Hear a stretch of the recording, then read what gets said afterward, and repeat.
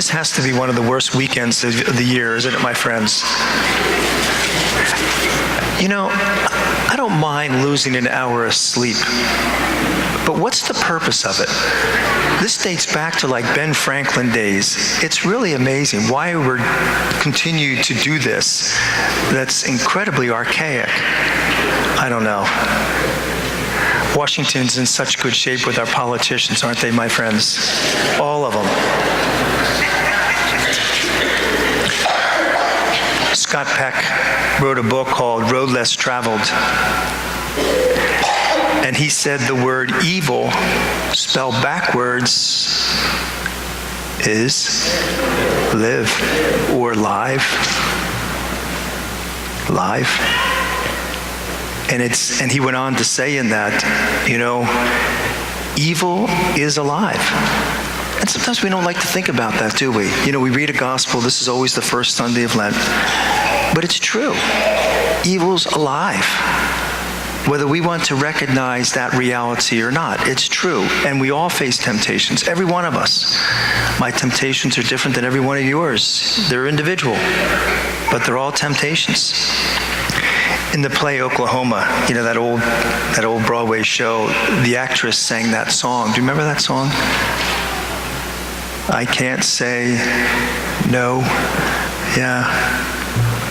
It's a, you know, witty little song, but it's so true for many of us, isn't it? I can't say no. None of us can. Or have trouble doing it, don't we? And that's what Lent's all about for all of us, to strengthen our will. That's why we give stuff up. That's why we pray more. That's why we sacrifice. All those things strengthen our will and our resolve. Just like an athlete, right? When you practice, it strengthens them. The same with us, with these Lenten practices. You sacrifice, what's it do? It strengthens our resolve and our will. There was an Englishman who went over the Niagara Falls, and this was an interesting article. Amazingly, he escaped any serious harm when he went over the Niagara Falls in a barrel. He was bruised and bumped up a little bit, but nothing real serious. A few years later, he was in the kitchen, and actually, and this is a true story, actually fell in a banana peel and caused some serious damage. He broke his leg in a very serious way, but he hit the edge of the counter on the way down and really messed him up for a fairly long period of time. But the article was just saying, you know, we not only have to watch the big sins in our life, but the little ones too. You know, we consider holding a grudge a little sin, or our anger or our patience, but they can wreak havoc in our life. They can wreak havoc in our life. And so Lent's about, my friends, trying to rid ourselves of all these sins, both big and small, in our life. As I've been doing, I'm splitting my homily, then I'll now talk about the Adoration Chapel.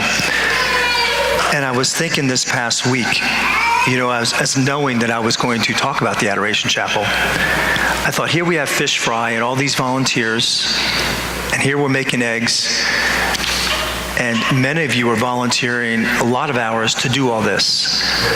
And I am so grateful, and it is doing so much good, my friends. Please be assured of that. It is doing so much good. But I'm thinking to myself, you know, am I asking too much for you to commit another hour? You know, all these thoughts are going through my mind like, wow, there's so much stress out in the world and everything else today. Am I asking too much? Because what you're doing now is deeply appreciated. And it's good for you too. It's good for you too. Like when you give and volunteer for a worthy cause, it benefits you. So that's a good thing. That's a good thing. But anyway, I was praying, you know, this week's been busy. I had the Ash Wednesday fell in the middle of the week, and then my Thursday was real busy, and I woke up Friday morning exhausted. And I think part of the exhaustion was knowing what was ahead of me on Friday, because it's a real long day with fish fry. And I always begin my morning with the holy hour in the morning. So I got up, prayed my holy hour, and you know, I was really tired when I get up. And then I get Gracie ready, the dog, and I was coming over to Mass, and I thought to myself, wow, I feel pretty good. I was exhausted when I got up and when I went to bed. And I thought, this holy hour restores me as it does to you. It restores you. And I was reading some articles because it kind of inspired me to read some stuff about it, what it does to our bodies by praying like that. And there's a Harvard doctor, his name is Dr. Herbert Benson. He wrote something called the relaxation response, and really nothing's more than meditation. But he's saying by doing this stuff, it has tremendous benefits on our bodies. It has such a huge thing for our bodies and how our bodies respond to that quiet time and what it does. He said, especially our immune systems. He said it does wonders. Another article, Dr. Carolyn Leaf, and both these doctors, I don't even know if they're Christian. They're just writing from a secular standpoint of the benefits of this stuff. Dr. Carolyn Leaf said, meditation increases the activity in the brain, the part of the brain that develops our focus. So by doing this, it actually helps our focus in other areas of our life. And I thought, wow, yes, I'm asking you to do an hour, my friends, but you're the one who benefits. You're the one who would benefit. Just like I do. It's a great thing. We have some openings too, believe it or not, in the mornings from 6 to 11. There's sheets in the back or in the bulletin, or you can even do it online, volunteer, or call the office. We can get your name. But if you're interested, 6 to 11 in the morning, there's some openings for that. Any day during the week, I'm not sure which ones, but you'll call or fill it out. And also from 12 to 2 in the morning.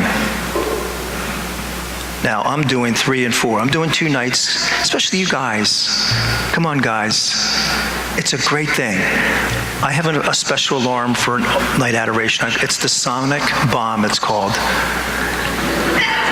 It is. That's the name of it. It drives my dog crazy. Poor Gracie. But, because it's a little difficult getting up. I grant it. But once you're up, my friends, praying in that time of night like that, it is the best experience. It really, really is a remarkable experience, So, especially you guys, because it's a little safer in the middle of the night, join me. I'm doing it twice a week. You can join me in that, but the hours we most need are from 12 to 2. St. Francis of Assisi said, "What does a poor man do at the rich man's door? What does the sick person do in the presence of a physician? What does a thirsty person do at the stream? What do they do?" St. Francis of Assisi said,